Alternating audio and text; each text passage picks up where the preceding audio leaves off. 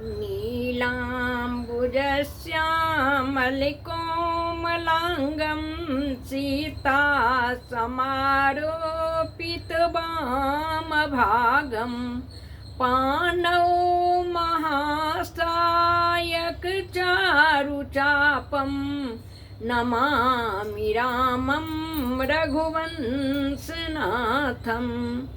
त्वमेव माता च पिता त्वमेव बन्धुश्च सखा त्वमेव विद्या द्रविणं त्वमेव सर्वं मम देव। जनकसुता जगजननी जानकी अतिशय प्रिय करुणा निधानकी। ताके जुगपद कमल मनावं जासु कृपा निर्मल मति पावं। मंगल भवनी अमंगलहारी दरवंश दशरथ अजीर बिहारी। बोल दे राजा रामचंद्र की जय, वृंदावन बिहारी लाल की जय, वीर बजरंगबली की जय, उमापति महादेव की जय। हर हर महादेव। आइए 2 बार प्रभु का नाम ले लें। राम राजा की जय, सीता रानी की जय, राम राजा की जय, सीता रानी की जय। बोलो मिथिला अयोध्या की जय जय जय, बोलो मिथिला अयोध्या की जय जय जय। राम राजा की जय, सीता रानी की जय, बोलो मिथिला अयोध्या की जय जय जय। बोल दे राजा रामचंद्र की जय। आइए आज हम रामचरितमानस के अंतर्गत नारद मोह प्रसंग सुने। लिखे हैं गोस्वामी जी, भगवान के अवतार के बारे में 5 कारण दिए हैं। उसमें एक कारण है नारद जी के श्राप के कारण भगवान अवतार लिए हैं। गोस्वामी जी लिखे हैं, नारद श्राप दिन एक बारा, कल्प एकते ही लगी अवतारा। गिरिजा चकित भई सुनि बानी, नारद विष्णु भगत पुनि ज्ञानी। कारण कवन श्राप मुनि दिन्ना, काय अपराधे रमापति किन्ना। गिरजा जी को, गौरी जी को भूत भावन भगवान शंकर कथा सुना रहे हैं और भगवान के जन्म की कथा सुनाने लगे तो कहे, हे उमा, एक बार नारद जी के श्राप के कारण भगवान को जन्म लेना पड़ा, अवतार लेना पड़ा। चूँकि नारद जी पार्वती जी के गुरु हैं। पार्वती जी बड़ी चौंकी, कही, हे प्रभु, नारद जी तो बड़े भगवान के भक्त हैं, दिन रात नारायण नारायण जपते रहते हैं और ज्ञानी भक्त हैं, फिर नारद जी भगवान को क्यों श्राप दिए। शंकर जी को हंसी आ गई। शंकर जी ने कहा कि बोले बिहसी महेश तब ज्ञानी मूढ़न को, अजहि जस रघुपति करहि तब सो तस ते ही छन होय। हे गिरजा, न कोई ज्ञानी है न कोई मूर्ख है। भगवान जब जिसको चाहते हैं ज्ञानी बना देते हैं और जब जिसको चाहते हैं मूर्ख बना देते हैं। तब यह प्रसंग कहते हैं, पार्वती जी मुझे विस्तार से सुनाइए प्रभु। तब भगवान कहते हैं कि एक बार नारद जी घूमते घामते हिमालय की ओर चले गए।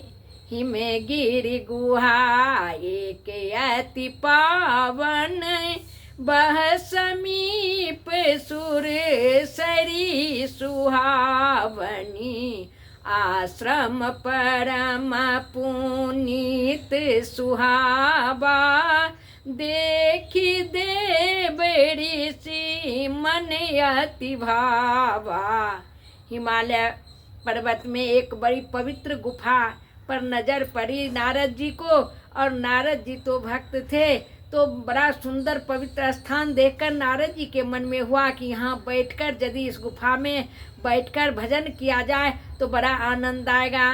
नारद जी वहाँ बैठकर भगवान का भजन करने लगे। तो नारद जी का जो दक्ष द्वारा श्राप था कि 2 घड़ी से अधिक ये कहीं नहीं रुकेंगे, वो श्राप की गति भी बाधित हो गई और नारद जी अपना भजन में लग गए। लेकिन भजन करते देखे देवताओं के राजा इंद्र को बर्दाश्त नहीं हुआ, उनको सहन नहीं हुआ। उनके मन में हुआ कि शायद नारद जी मेरा पद लेना चाहते हैं, इसलिए कामदेव को बुलाकर और अप्सराओं के साथ कहा जाकर नारद जी की तपस्या भंग कर दो। तुलसीदास जी बड़ा मधुर लिखे हैं, कहे नारद जी को क्यों लगा, इंद्र को क्यों लगा कि नारद जी मेरा पद लेना चाहते हैं। कैसे लगा, कहे जिस प्रकार से कि कोई कुत्ता सूखी हड्डी को लेकर और भागे यह सोचकर कि सिंह जो है मेरे ये छीनने के लिए आया है। कुत्ता क्या करता है, तुलसीदास जी लिखे, मैं अपने मन से नहीं कह रही हूँ, कहे सुख हार ले भाग सठ स्वान निरखी मृगराज,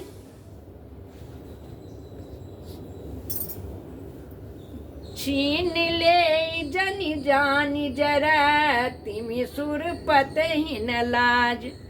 कहे कि इंद्र को लगा कि जैसे कुत्ता को लगता है कि ये सूखी हड्डी सिंह मेरा छीन न ले और वो भागता है, छुप जाता है, उसी प्रकार इंद्र को लगा और वह कामदेव को अप्सराओं के साथ भेजा। लेकिन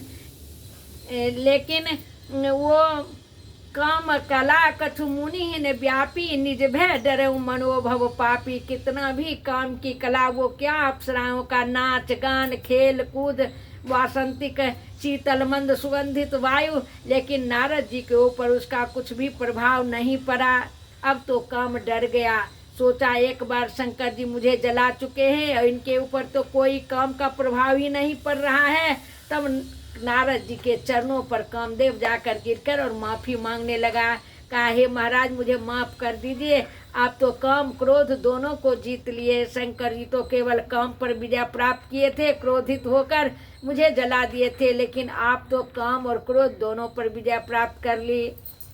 जो काम तीर से नहीं हुआ वो काम मधुर वचन से हो गया, कामदेव के हो गया। नारद जी के मन में अहंकार उत्पन्न हो गया कि अरे मैं तो शंकर जी से भी बड़ा हो गया, श्रेष्ठ हो गया, अब जाकर मैं शंकर जी को सुनाऊं। और चले गए कहाँ, कैलाश पर्वत पर, और नारद जी अपना सारा प्रसंग सुना दिया कामदेव को, किस प्रकार से मैंने जीत लिया। यह प्रसंग जब सुनाया तो शंकर जी अपना ही हित जानकर नारद जी को शिक्षा दिए हैं कि हे नारद जी, जो प्रसंग आपने मुझे सुनाया भूल कर भी कभी नारायण को मत सुनाइएगा, प्रसंग भी चले तो उसे छुपा जाइएगा, भगवान के आगे ये न कहिएगा। लेकिन तब नारद गबने शिव पाहे जिता काम यह मित मन माही, मार चरित शंकर ही सुनाए, अति प्रिय जानी महेश सिखाए। शिव जी की शिक्षा नारद जी को नहीं भाई, अच्छी नहीं लगी। क्यों, मन में हुआ शंकर जी शायद मेरी बुराई सुनकर प्रसन्न नहीं हुए, इसलिए चाहते हैं कि मेरा ही नाम हो, नारद जी का नहीं हो, इसलिए मना कर रहे हैं कि नारायण को मत सुनाइए। बस उसी संत चल दिए क्षीर सागर नारायण को सुनाने। शंभु दिन उपदेश हित नहीं नारद ही सुहान, भरद्वाज कौतुक सुनहूं हरि इच्छा बलवान। कहते हैं याज्ञवल्क्य जी कि हे भरद्वाज ऋषि सुनिए, शिव जी की शिक्षा अच्छी नहीं लगी और वो चले गए नारायण के पास क्षीर सागर में। तो अब सुनिए क्या हुआ, वह तमाशा सुनिए। क्यों, क्योंकि भगवान जो करना चाहते हैं वही होता है, अपने मन की किसी का नहीं चलता। एक बार करे तलबर बीना, गावत हरि गुण गान प्रवीणा, क्षीर सिंधु गबने मुनिनाथा, जहाँ बस श्रीनिवास सुरति माता। एक बार जहाँ जहाँ शब्द का प्रयोग गोसाई जी ने किया है वहाँ वहाँ कोई विशेष घटना घटी है। संपूर्ण रामचरितमानस में संभवतः 21 बार एक बार शब्द का प्रयोग हुआ है, जिसमें 1-2 बार छोड़कर सब जगह विशेष घटना ही घटी है। तो नारद जी एक बार बीना बजाते हुए कहाँ चले गए? क्षीर सिंधु श्री नारायण जी के पास। हरसी मिले उठी रमा निकेता, बैठे आसन ऋषि समेता, बोले बिहसी चराचर राया, बहुते दीनन किन मुनि दाया। तब भगवान हर्षित होकर नारद जी से मिले और नारद जी के साथ ही अपने आसन पर बैठ गए और बोले, हे मुनि, आप बहुत दिनों पर दया किए हैं, कहाँ चले गए थे? तब नारद जी को मौका मिला और सारा काम चरित उन्होंने कह सुनाया। काम चरित नारद सब भाखे, यद्यपि प्रथम बरजी शिव राखे। लेकिन यद्यपि शंकर जी के मना करने पर भी नारद जी सारा काम चरित सुना दिए। भगवान को लगा कि नारद जब आते थे रामचरित गाते थे, आज रामचरित छोड़कर कामचरित गाने लगे। इसलिए भगवान को भीतर से प्रसन्नता नहीं हुई कि मेरे भक्त का पतन हो जाएगा। रूख बदन करी बचन मृदु, बोले श्री भगवान, तुमरे सुमिरन ते मिटही मोह मार मदमान। हे मुनि, आपके स्मरण करने मात्र से लोगों के मन से काम की इच्छा, अहंकार की इच्छा दूर हो जाती है। यह कोई बड़ी बात नहीं है। अब तो नारद जी का अहंकार और बढ़ गया कि हमारी बड़ाई तो भगवान भी कर रहे हैं। नारद कहूँ सहित अभिमाना, कृपा तुम्हारी सकल भगवाना। ऊपर से करें, हे भगवान, यह सब आपकी कृपा है, लेकिन भीतर भीतर अपना ही अहंकार उन्हें पोषित कर रहा है। करुणा निधि मना दीख विचारी, उड़े अंकुर गर्भ तरु भारी। बेगी सुमय डारी हूँ उखारी, पन हमारे सेवक हितकारी। भगवान ने सोचा कि मेरे भक्त के हृदय में अहंकार रूपी बीज पनप रहा है, जल्दी से इसे उखाड़ दूं, नहीं तो बड़ा वृक्ष हो जाएगा तो बड़ी कठिनाई होगी। मेरा प्रण है भक्तों की रक्षा करना, भक्तों का सेवक का हित करना। इसलिए भगवान नारद जी के गर्भ को दूर करने के लिए लीला रचे। क्या लीला रचे कि नारद जी जब भगवान से मिलकर जाने लगे तो रास्ते में ही 400 कोस योजन का एक बहुत सुंदर नगर का निर्माण भगवान ने माया के द्वारा करवा दिया।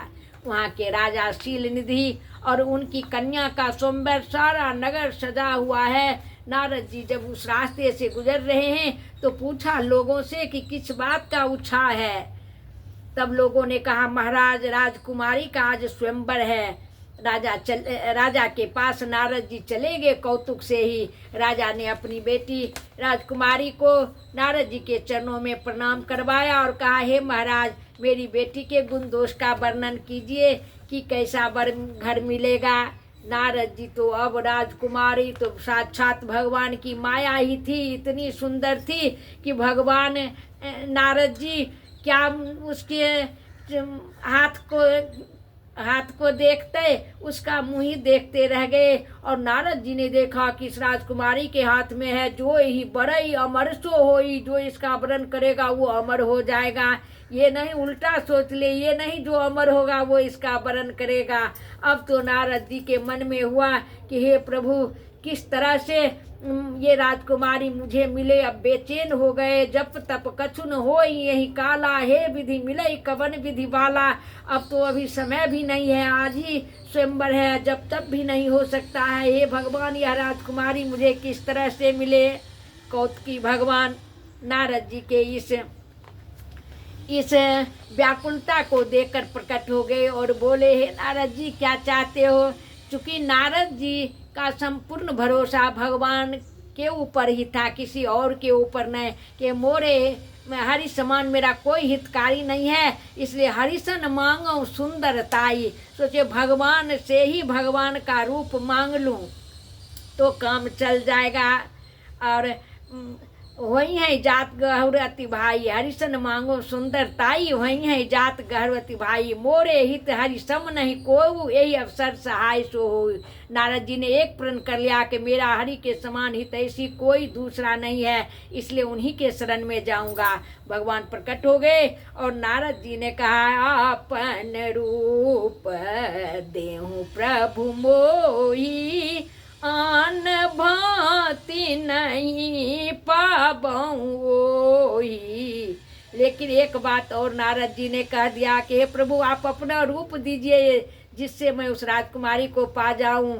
लेकिन एक बात क्या इम्पोर्टेंट कह दिए, महत्वपूर्ण, कि जही विधिनाथ हुई त मोरा, करहूँ सुबेगी दास मैं तोरा। हे प्रभु जिसमें मेरा हित हो वो काम कीजिए। भगवान ने कहा क्यों, कहे क्योंकि मैं आपका दास हूँ। तब भगवान हंसने लगे, कहे हे नारद जब तूने मुझे अपना दास मानता है, अपने को मेरा दास मानता है, तो हित नहीं जिसमें तुम्हारा परम हित होगा वो मैं करूँगा। जय विधि वही परम हित, नारद सुनहु तुम्हार, सोई हम करबन आन कछु, बचनन मिर्षा हमार। भगवान ने कहा हे नारद जी जिसमें आपका परम हित होगा वही मैं करूँगा, मेरा वचन झूठा नहीं हो सकता है। और ये भी भगवान कहे, कुपथ मांग रुजे व्याकुल रोगी, वैद्यन दे सुनहु मुनि जोगी, यही विधहित तुम्हार मैं ठयाऊँ, कहिया संत रहित प्रभु भयाऊँ। जिस कहे भगवान कहे हे नारद जी जैसे रोगी व्याकुल होकर मांग करता है कुपथ का, लेकिन वैद्य उसे नहीं देता है, उसी प्रकार मैं आपका हित करूँगा। लेकिन नारद जी तो माया के वशीभूत थे, इसलिए भगवान के ये गूढ़ वचन को नहीं समझ सके। और भगवान ने उन्हें अपना रूप नहीं, हरि मने बंदर भी होता है, हरि मने भगवान भी होता है, हरि का बहुत अर्थ व्याकरण में दिया हुआ है।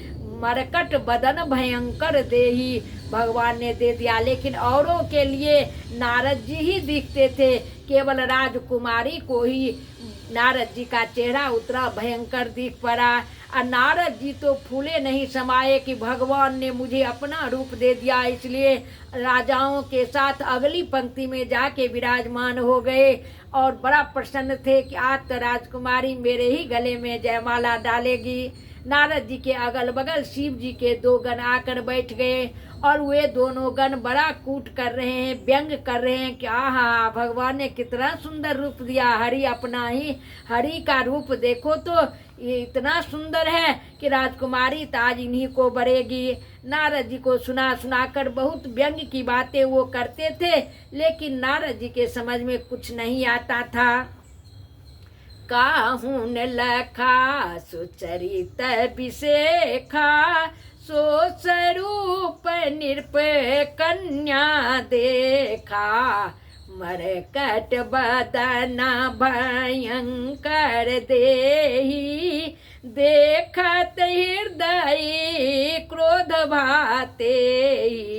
राजकुमारी सखियों के साथ जयमाला लेकर निकली है तो देखिए आगे ही ये बंदर का मुंह वाला कौन बैठ गया है, बड़ा क्रूप लगता है, उसको बड़ा क्रोध आया। उस पंक्ति की ओर वह फिर पुनः निहारी ही नहीं, आगे बढ़ गई। नारद जी बार बार उकसते हैं, उचटते हैं, बार बार उचक उचक कर देखते हैं कि शायद मेरी ओर उसका नज़र नहीं पड़ा है, एक बार मुझे देख ले तो बस फिर काम बन जाए। और भगवान तो बड़े कौतुकी हैं, अपनी माया को उन्होंने राजकुमारी बना दिया और स्वयं राजकुमार बनकर उस स्वयंवर में पधार गए हैं। राजकुमारी जाकर भगवान के गले में जयमाला डाल दी और सखियों ने राजकुमारी और राजकुमार को लेकर महल में चले गए। अब तो नारद जी बड़ा व्याकुल हो गए, जैसे मणि छूट जाने पर सांप व्याकुल हो जाता है, उतनी ही बेचैनी नारद जी को हो गई। अब उसकी नारद जी की बेचैनी देखकर शिव जी के जो गण अगल बगल में थे उनको बड़ा मजाक सूझा। उन्होंने कहा, हे नारद जी, यदि आपके पास दर्पण नहीं है तो क्या हुआ, आपके पास कमंडल तो है, कमंडल में जल है, कम से कम उस जल में ही अपना मुंह देख लीजिए, कितना सुंदर भगवान आपको दिए हैं।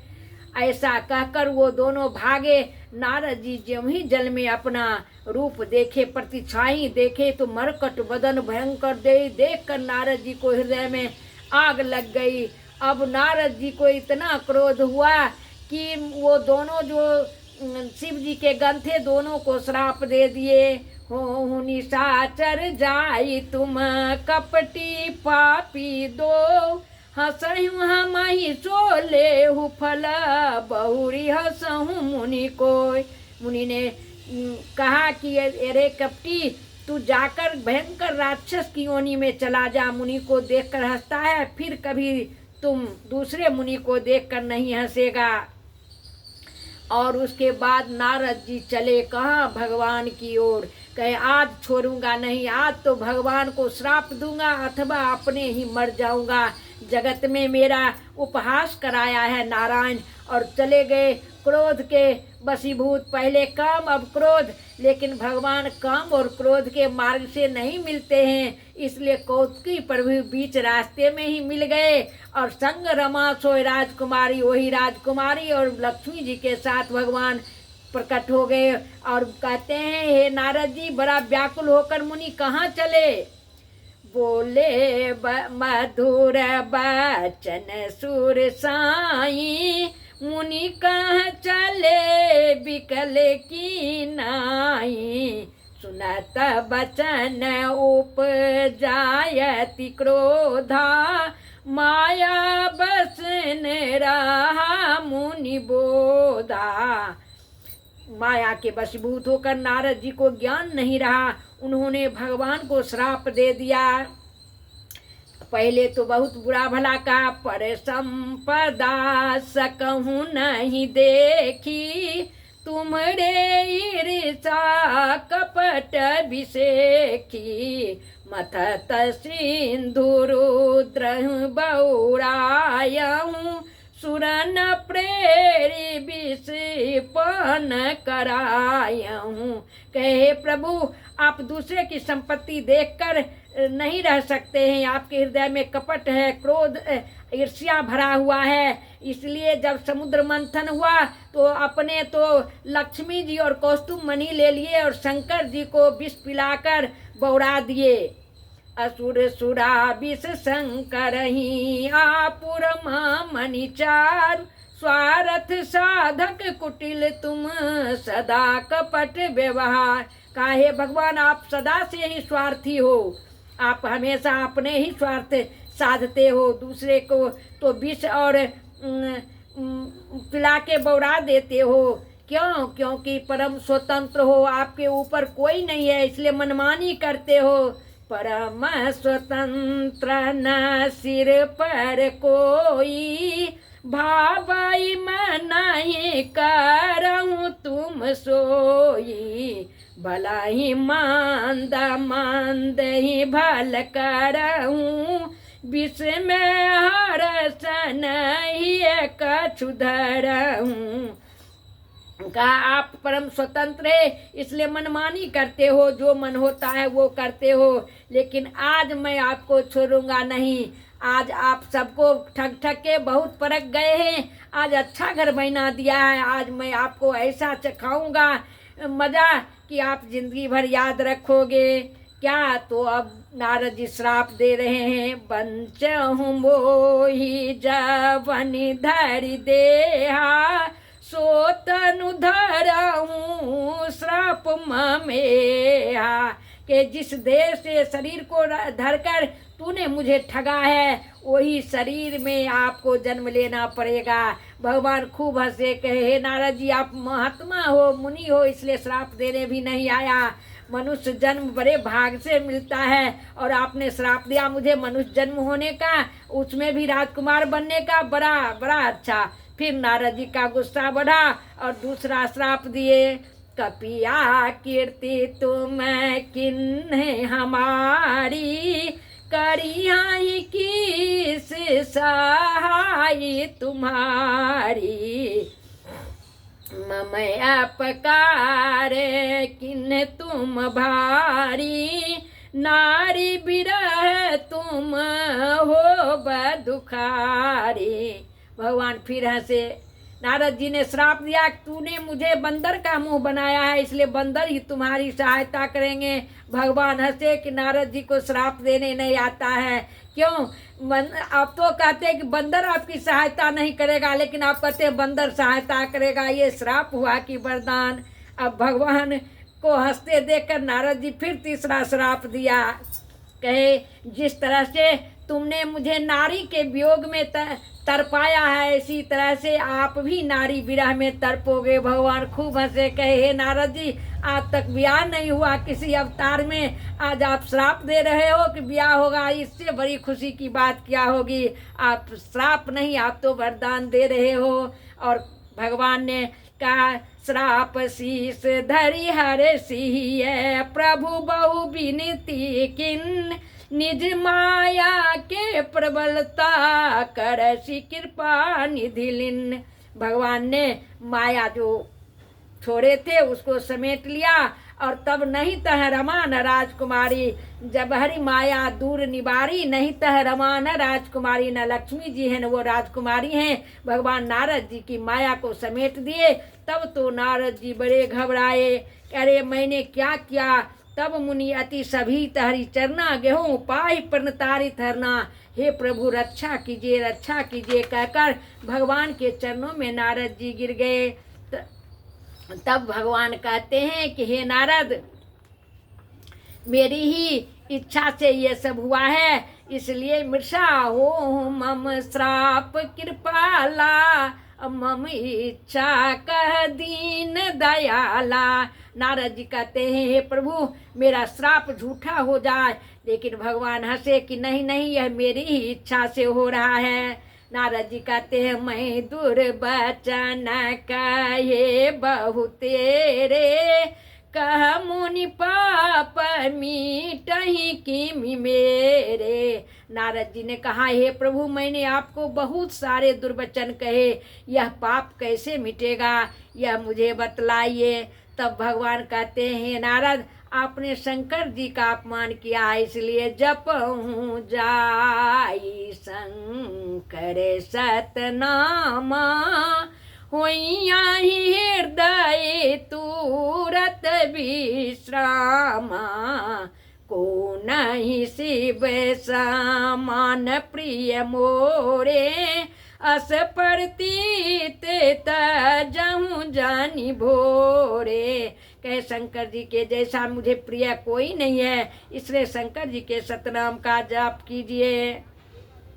और अब आपको मैं आशीर्वाद देता हूँ कि हे नारद जी अब मेरी माया आपके ऊपर कभी नहीं लगेगी और आप निश्चिंत होकर विचरण कीजिए जहाँ तहाँ। और यह कहकर भगवान अंतर्धान हो गए। नारद जी सतलोक के चले।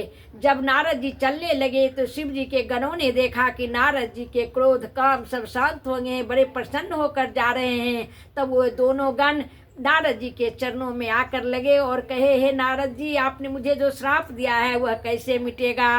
नारद जी तो मुनि थे, हृदय में दया थी। कहे नारद जी कि श्राप तो झूठा नहीं होगा, तुम राक्षस होगे लेकिन निश्चर जाई हो तुम दो, वैभव विपुल तेज बल हो। तुम निश्चर होगा लेकिन बलवान बहुत होगा, धनवान बहुत होगा, ऐश्वर्यवान बहुत होगा और तुम्हारे कारण भगवान को शरीर धारण करके आना पड़ेगा और भगवान अपने हाथ से तुम्हें मुक्त करेंगे।